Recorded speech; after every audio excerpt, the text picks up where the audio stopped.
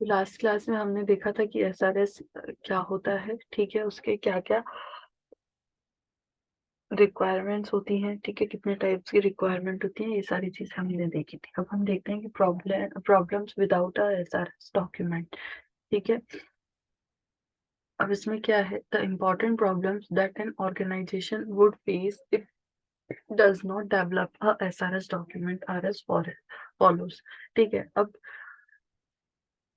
कोई भी एसआरएस को बनाया था तो क्या क्या प्रॉब्लम से ओवरकम किया जा सकता है इजीली, ठीक है, ये देखा था हमने। अब हम देखते हैं कि अगर एसआरएस को बनाया ही नहीं गया, इट मीन्स अगर डॉक्यूमेंटेशन वाला पार्ट ही नहीं किया गया, तो क्या क्या प्रॉब्लम्स हो सकती हैं, ये हम देखने वाले हैं, ठीक है। तो फर्स्ट है, without developing the SRS document the system would not be implemented according to customers need, ठीक है। क्या मतलब हुआ इसका, कि अगर एसआरएस डॉक्यूमेंट नहीं किया जाएगा, मतलब कि सिस्टम की रिक्वायरमेंट एनालिसिस नहीं की जाती है, डॉक्यूमेंटेशन उसका नहीं किया जाता है, तो जो भी सिस्टम हमको बनाना है या डेवलप करना है, वो कस्टमर नीड्स को फुलफिल नहीं करेगा। According to the customer needs they can not be implemented, ठीक है, क्योंकि at the time of working कुछ ना कुछ चीजें रह ही जाती हैं जिसकी वजह से वो फुलफिल नहीं हो पाता है, ठीक है। नेक्स्ट है, software developers would not know whether what they are developing is what exactly required by the customer, ठीक है। अब आपके पास कंप्लीट रिक्वायरमेंट ही नहीं होगी, पूरा डॉक्यूमेंटेशन ही नहीं होगा, तो जो सॉफ्टवेयर डेवलपर हैं उनको कहाँ से क्या समझ में आएगा कि भाई वो क्या बनाना चाहते हैं, उन्हें क्या बनाना है, और जो वो बना रहे हैं वो कस्टमर की नीड्स को, रिक्वायरमेंट्स को फुलफिल कर भी रहे हैं कि नहीं कर रहे हैं, ठीक है। Without SRS document it will be very much difficult for the maintenance engineers to understand the functionality of the system, ठीक है। ये भी एक बहुत बड़ा प्रॉब्लमेटिक पॉइंट है कि अगर एसआरएस डॉक्यूमेंटेशन नहीं किया जाता है तो eight the time of implementation जो भी, सॉरी, मेंटेनेंस, जब भी मेंटेनेंस की बात आएगी किसी भी प्रोजेक्ट की या सॉफ्टवेयर की, तो वहां पर ये भी समझ में नहीं आएगा कि भाई उसकी सिस्टम की जो फंक्शनैलिटी वो क्या थी, किस तरह से थी, क्या वो फंक्शन कर रहा था, क्या क्या उसने चीजों की नीड रखी थी, ठीक है, और मेंटेनेंस की जरूरत है तो कहाँ है, क्यों है, ये सारी चीजें। It will be very much difficult for the user document writers to write the user's manual properly without understanding the SRS document, ठीक है। अब जैसे कोई भी हम लोग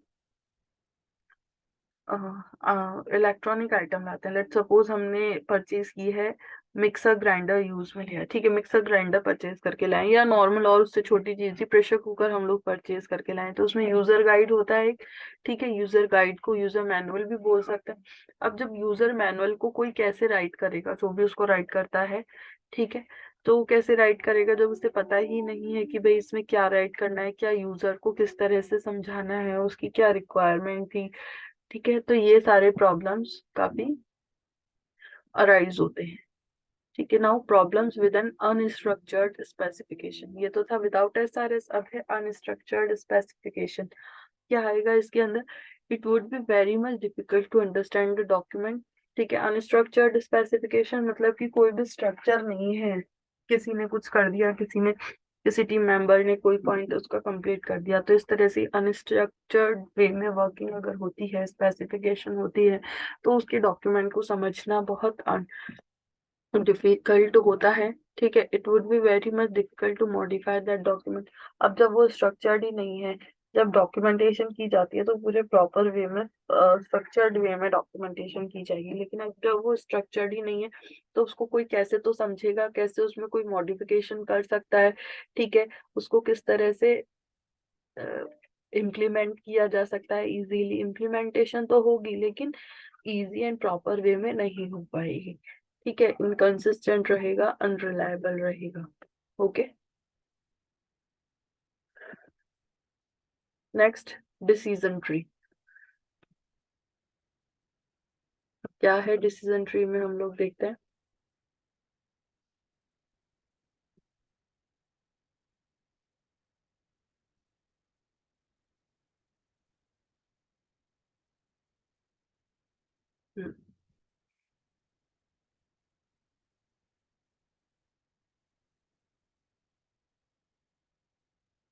decision tree gives a graphic view of the processing logic involved in decision making and the corresponding actions taken. The edges of a decision tree represent conditions and the leaf nodes represent the action to be performed depending on the outcome of testing and the condition. ठीक है, क्या मतलब हुआ इसके अंदर कि किसी भी एक्शन को फुलफिल करने के लिए उसके लिए डिसीजन की जरूरत रहेगी कि किस तरह से क्या डिसीजन लेना चाहिए, तो वो सारा इसके अंदर आएगा, ठीक है। The edges of the decision tree represents conditions and the leaf nodes represent the actions to be perform, ठीक है। दो चीजें होती हैं ट्री के अंदर, एजेस एंड लीफ नोड्स, ठीक है। एजेस मतलब कि जैसे वन नोड से अनदर नोड पर पहुंचने के लिए जो भी एजेस होती हैं, वो तो एजेस क्या कंडीशन को मेंशन करेंगी, और जो नोड्स हैं, लीफ नोड्स हैं, वो एक्शंस को, कि क्या एक्शन दिया गया है या लेना है। फॉर एग्जांपल यहाँ पर एक लिया है, लाइब्रेरी मेंबरशिप ऑटोमेशन सॉफ्टवेयर, ठीक है, मेंबरशिप ऑटोमेशन है ये। तो where it should support the following three options, new member, renewable, sorry renewal and cancel membership, ठीक है। तीन चीजें आएंगी, मेंबरशिप की अगर बात होगी तो ये तीन चीजें ही आएंगी, सीधी सी बात है, हमको समझ में आता है कि न्यू मेंबर ऑप्शन होगा एक तो, कि भाई कोई नया मेंबर बनाना है, या पुराने मेंबर कोई रिन्यूअल फॉर्म भरना है या रिन्यू कराना है अपना जो भी मेंबरशिप थी, और कैंसिल मेंबरशिप। तो रिन्यूअल, सॉरी, न्यू मेंबर में क्या क्या हो सकता है, डिसीजन एंड एक्शन, ठीक है। डिसीजन मतलब कि जो एजेस बताया था, ठीक है। When the new member option is selected the software asks detail about the member like the members name, address, phone number etcetera, ठीक है। If proper information is entered then the membership record for the member is created and the bill is printed for the annual membership charge plus the security deposit payable, ठीक है। Next is renewal option decision, इसमें क्या edges show करेंगे कि renewal कराना है तो कि कितने टाइम के लिए कराना है, ठीक है, वैलिड मेंबर है कि नहीं, उसका ऑलरेडी अवेलेबल मेंबरशिप नंबर वगैरह सब चेक करेगा, ठीक है। अब एक्शन क्या होगा, if the membership is valid then membership expiry date is updated and the annual membership bill is printed, otherwise an error message is displayed, okay। Next है cancel membership option, if the cancel membership option is selected then the software asks for the member's name and his membership number, ठीक है। और इसमें action क्या होगा, membership is cancelled, a check for the balance amount due to the member is printed and finally the membership record is deleted from the database, okay। Simple सा ही था ये तो।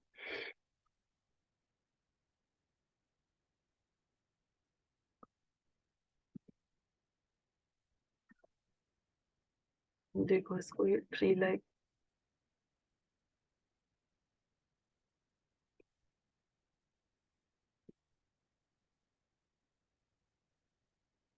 जो भी अभी हमने ये पढ़ा एग्जाम्पल, इसको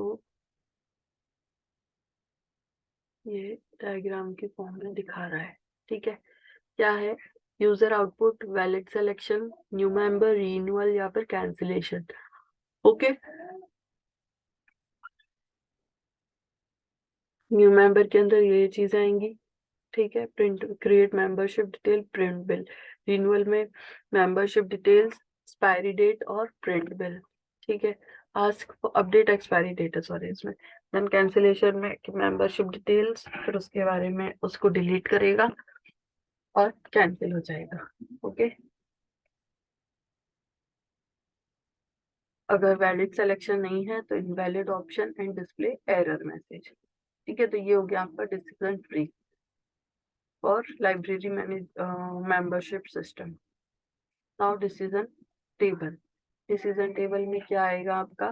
डिसीजन टेबल में decision table is used to represent the complex processing logic in a tabular or a matrix form.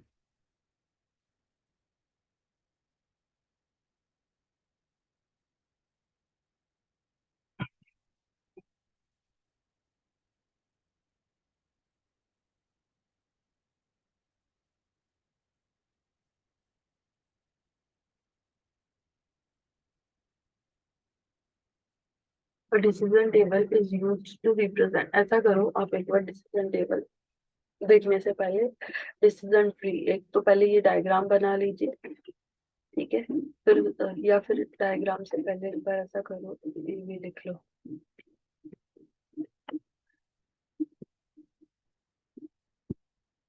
Example decision tree का। ठीक है, इसको एग्जाम्पल ही लिख लो direct.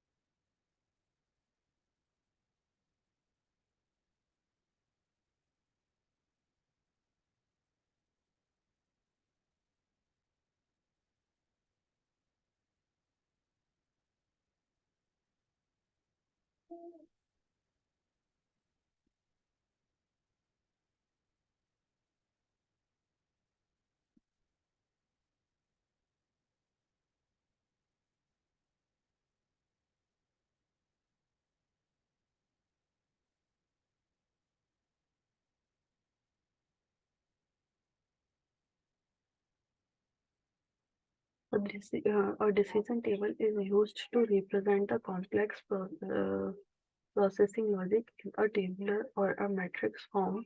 The upper rows of the table specify the variables or condition to be evaluated. ठीक है.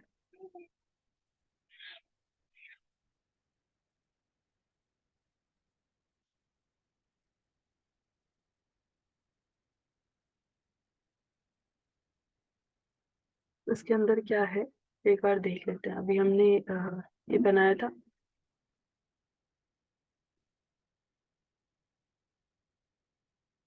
Library membership example लिया था. इसी के लिए एक टेबल बनाते हैं. Here the table is divided into two parts. The upper part shows the condition and the lower part shows what actions are taken.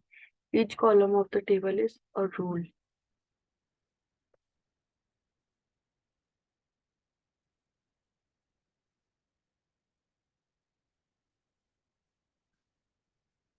ठीक है, ये बनाया है. Valid selection, no, yes yes yes. ठीक है, new member,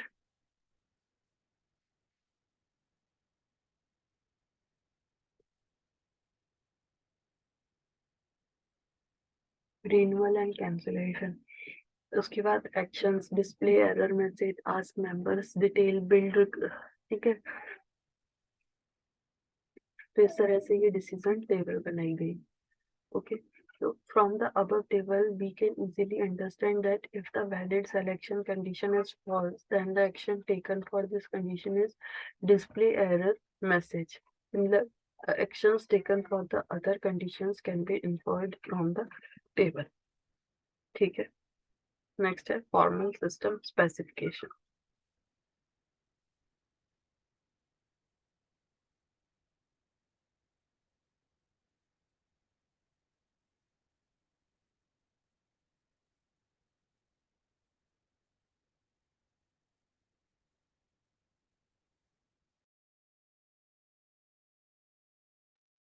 Next is your software design. ठीक है, software design के अंदर क्या होगा? Software design is a process to transform user requirements into some suitable form, which helps the programmer in software coding and implementation. For assessing user requirements, an SRS software requirement specification document is created, whereas for coding and implementation, there is a need of more specific and detailed requirements in software terms. ठीक है. The output of this process can directly be used into implementation of programming languages. The software design is the first step in SDLC, which moves the concentration from problem domain to solution domain. It tries to specify how to fulfill the requirements mentioned in SRS. Software design levels. Software design needs 3 levels of results. ठीक है, किसी भी software को बनाने से पहले उसका design बनाना बहुत जरूरी रहेगा. उसी के बेसिस पे किसी भी सॉफ्टवेयर को बनाया डिजाइन किया जा डिजाइन के बेसिस पर ही किसी भी सॉफ्टवेयर को बनाया जा सकता है. Okay, so first is architectural design, next is high level design and then detailed design. So architectural design में क्या होगा? The architectural design is the highest abstraction version of the system. It identifies the software as a system with many components interacting with each other. At this level, the designers get the idea of proposed solution domain. ठीक है, क्या हो गया architectural design के अंदर? Architectural design के अंदर हो गया कि the architectural design is the highest abstraction version of the system. ठीक है, it identifies the software as a system with many components interacting with each other.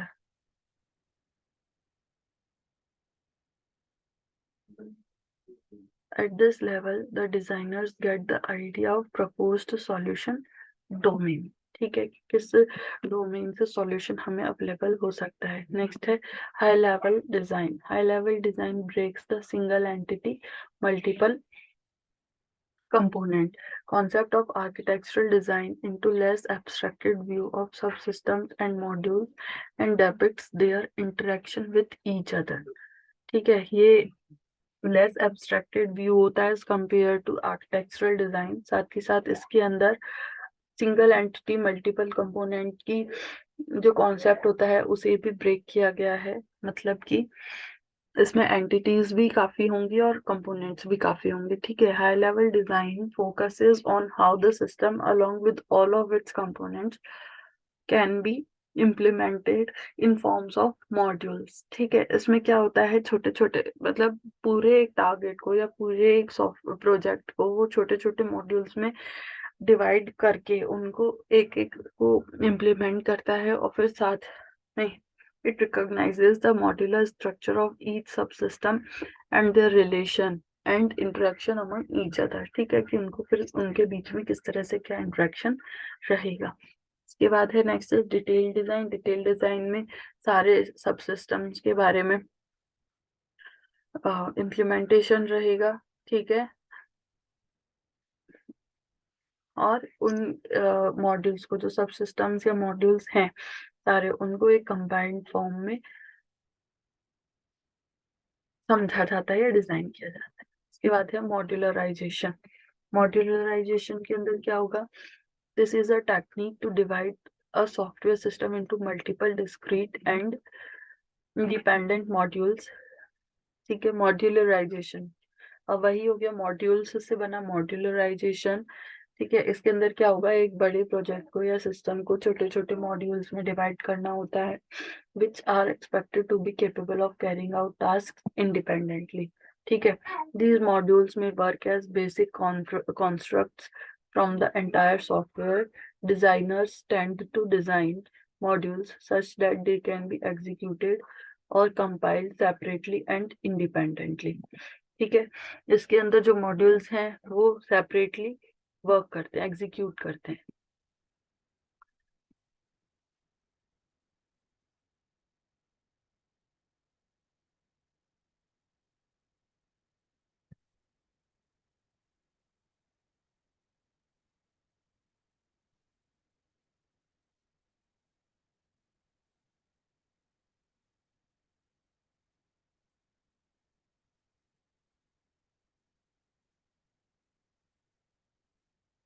अब एडवांटेजेस ऑफ मॉड्यूलराइजेशन, क्या एडवांटेजेस रहेंगे, smaller components are easier to maintain. ठीक है, smaller components maintain करने में easy रहेंगे।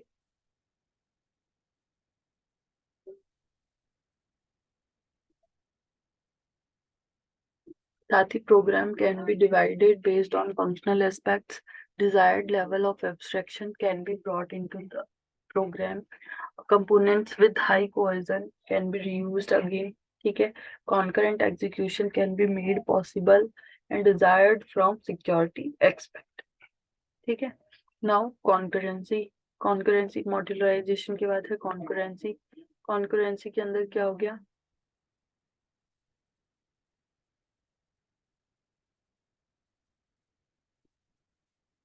all softwares were meant to be executed sequentially। ठीक है, पहले के टाइम में जितने भी सॉफ्टवेयर थे वो sequentially execute किए जाते थे। By sequential execution we mean the coded instruction will be executed one after another implying।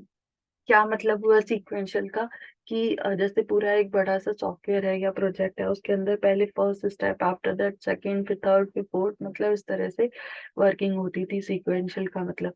लेकिन वो बहुत ज्यादा टाइम कंज्यूमिंग होता था। ठीक है, अब उसमें कभी भी चेंजेस हो सकते थे, टाइम कंज्यूमिंग होता था तो चेंजेस भी हो जाते थे, कि जो भी रिक्वायरमेंट यूजर की रहती थी वो जब तक सॉफ्टवेयर पूरा होता था वो कई बार तो चेंज ही हो जाती थी। इसलिए वहां पर किस चीज की नीड हुई, कॉन्करेंसी की। कॉन्करेंसी का मतलब हो गया कई चीजें एक साथ चलना। ठीक है, तो कि in software design concurrency is implemented by splitting the software into multiple independent units of execution like modules and executing them in parallel। ठीक है, in other words concurrency provides capability to the software to execute more than one part of code in parallel to each other। ठीक है, एक बार में एक से ज्यादा code को एग्जीक्यूट कराना। It is necessary for the programmers and designers to recognize these modules which can make parallel execution.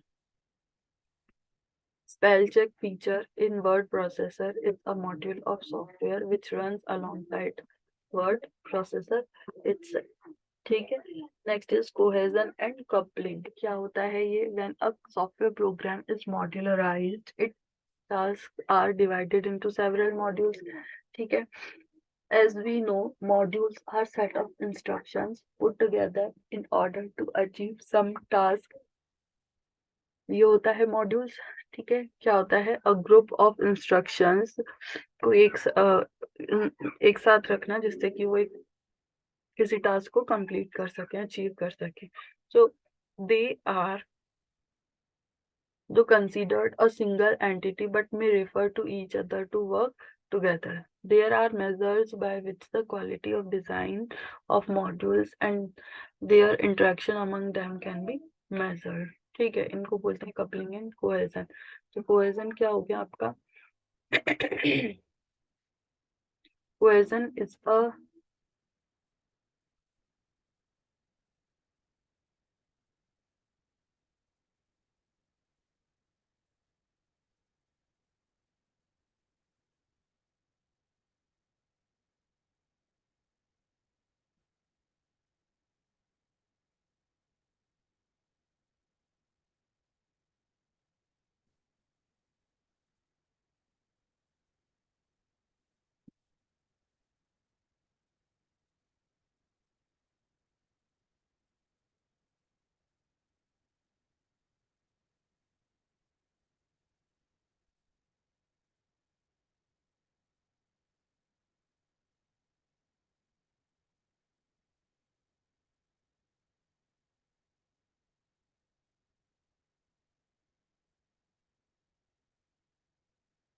cohesion is a measure that defines the degree of interdependability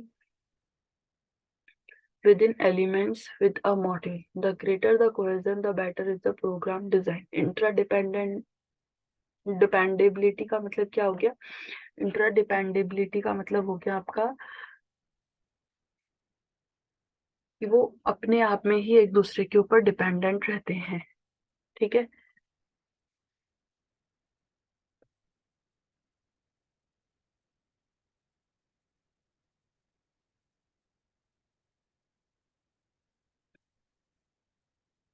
अब there are 7 types of cohesion. First is coincidental, logical, temporal, procedural, communicational and sequential. ठीक है. तो first is coincidental cohesion. क्या होता है ये?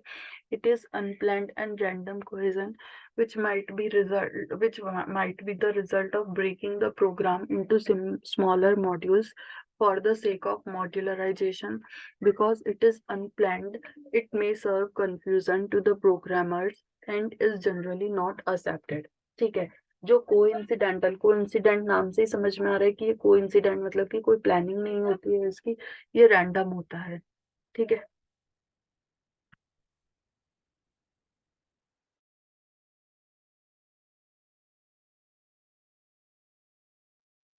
ठीक है.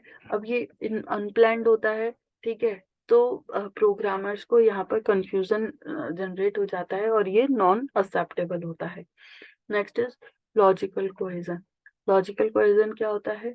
When logically categorized elements are put together into a module, it is called logical cohesion. उसके बाद है temporal cohesion. When elements of module are organized such that they are processed at a similar point in time, it is called temporal. मतलब कि जब different elements same time पे हों, different elements of modules same time पे work करें, तो वो क्या हो गया? टेम्पोरल. Next is procedural. किसी एक पर्टिकुलर प्रोसीजर को फॉलो करें, सीक्वेंशियल फॉलो करें. ठीक है. तो वो हो गया आपका प्रोसीजरल कोहेजन. कम्युनिकेशनल कोहेजन में क्या हो गया? When the elements of modules are grouped together which are executed sequentially and work on the same data, it is called communicational cohesion. Sequential cohesion, when elements of module are grouped because the output of one element serves as input to other, then it is called sequential. And then functional cohesion. Functional cohesion क्या हो गया आपका? It is considered to be highest degree of cohesion and it is highly expected. ठीक है, elements of module in functional cohesion are grouped because they all contribute a single well-defined function. ठीक है, it can be reused. Now what is coupling? Coupling is a measure that defines the level of interdependability among modules of a program. ठीक है, coupling का मतलब क्या हुआ कि modules जो हैं, जैसे किसी प्रोग्राम के डिफरेंट डिफरेंट मॉड्यूल्स में होते हैं, उनको डिवाइड कर दिया जाता है, तो आपस में एक दूसरे से किस तरह से डिपेंडेंट होते हैं, ये होता है आपका कपलिंग. ठीक है, so there are total 5 couplings. First is content, second is common coupling, next is control, then stamp and then data coupling. ठीक है, तो कंटेंट कपलिंग क्या हो गया आपका? कंटेंट कपलिंग हुआ when a module can directly access or modify or refer to the content of another module, then it is called content level coupling. ठीक है, कोई भी एक मॉड्यूल के कंटेंट्स जो हैं वो दूसरे मॉड्यूल के कंटेंट्स को डायरेक्टली एक्सेस कर सकें, then it is called content coupling. Common coupling, जब when multiple modules have read and write access to some global data, then it is called common or global coupling. ठीक है, जब किसी भी module के elements को ग्लोबल डेटा को access करने की परमिशन हो, रीड राइट करने की परमिशन हो, तो वो हो गया आपका ग्लोबल या common coupling. Next is control. Two modules are called control coupled if one of them decides the function of the other module or changes its flow of execution. मतलब सपोज 2 मॉड्यूल्स हैं, उनमें वो module किसी को control कर रहे हैं, उनके फंक्शनिंग को, उनके फ्लो ऑफ वर्क को, एग्जीक्यूशन को, then it is called control coupling. ठीक है, स्टाम्प के अंदर क्या हो गया, ये अपने कॉमन डेटा स्ट्रक्चर या वर्किंग को शेयर कर लेते हैं. ठीक है, and it is called stamp coupling. And last is data coupling. Data coupling क्या हो गया?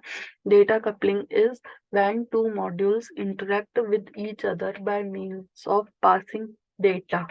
If a module passes data structure as parameter, then the receiving module should also use all its component. क्या मतलब हो गया ये चीज? जैसे हम अपना C++ में भी पढ़ते हैं कि जैसे एक मॉड्यूल के जितने भी मतलब 2 मॉड्यूल्स हैं, तो वो किस तरह से एक दूसरे से इंटरेक्ट करेंगे यूजिंग पासिंग देयर डेटास या पैरामीटर. क्या मतलब हुआ इसका कि अगर एक मॉड्यूल जो है वो अपने डेटा स्ट्रक्चर को पास कर रहा है, तो दूसरा भी उसके सारे कंपोनेंट्स को एक्सेस कर सके. ठीक है, ये हो गया हमारा कपलिंग. इसके बाद डिजाइन वेरिफिकेशन.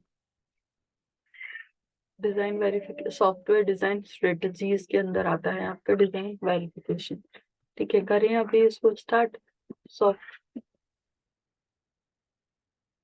प्रॉब्लम है.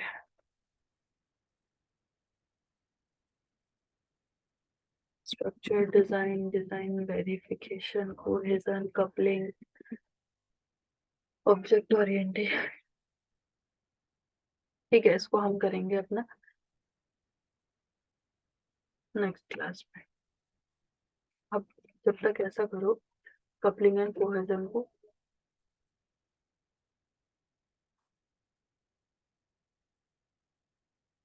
डिजाइन वेरिफिकेशन बताते हैं. जैसे